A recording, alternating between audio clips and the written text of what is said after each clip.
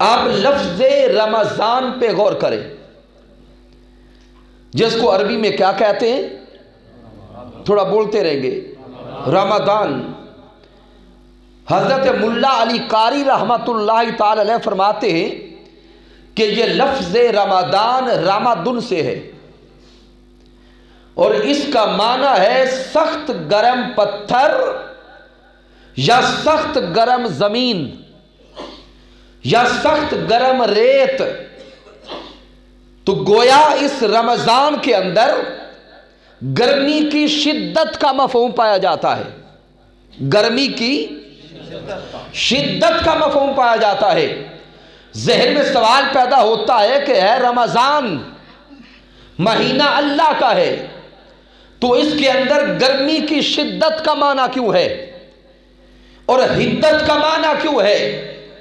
تو ائمہ کہتے ہیں جس طرح سخت گرم پتھر پر یا سخت گرم زمین پر انسان کا جسم جھلس جاتا ہے، اسی طرح ماہ رمضان کی گرمی بندے کے گناہوں کو جھلسا کے مٹا دیتی ہے، ماہ رمضان کی حدت انسان کے گناہوں کو مٹا دیتی ہے۔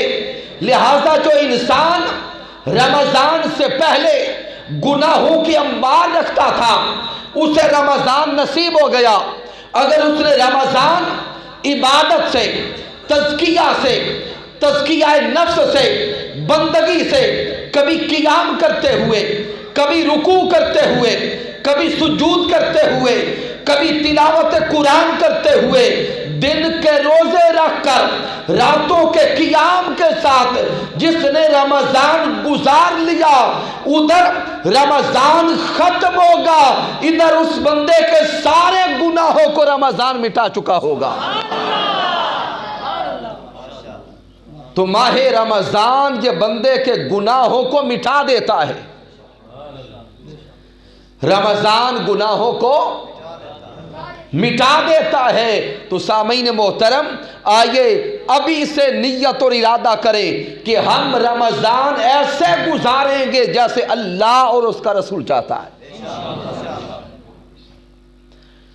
امام بخاری صحیح بخاری میں روایت کرتے ہیں کہ تاجدار کائنات صلی اللہ علیہ وآلہ وسلم نے ارشاد فرمایا، اذا دخل شہر رمضان فتحت ابواب الجنہ وغلقت ابواب جہنم وسلسلت الشیاطین۔ میرے آقا فرماتے ہیں کہ جب رمضان کا چاند نظر آتا ہے رب کائنات جنت کے سارے دروازے کھول دیتا ہے، اللہ جنت کے سارے دروازے کھول دیتا ہے، جہنم کے سارے دروازے بند کر دیتا ہے، اور تمام شیاطین کو رب کائنات زنجیروں سے جکڑ دیتا ہے۔ تو سامعین، مالک کائنات تو ماہ رمضان میں بندوں کو بخشش کے ذریعے، اپنی رحمت کے ذریعے، اپنے فضل کے ذریعے جنتیں عطا کرتا چلا جاتا ہے۔